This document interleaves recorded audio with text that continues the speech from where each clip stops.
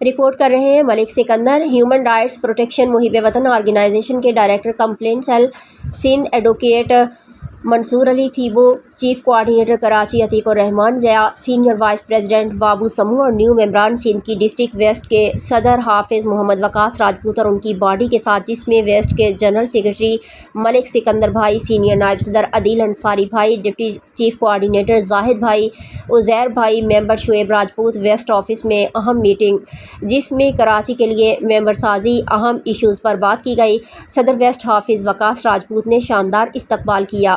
Advocate Mansoor Ali تھیبو، Atiq ur-Rahman Zia اور بابو سمو سمیت ممبران کو پھولوں کی مالا پہنائی گئی۔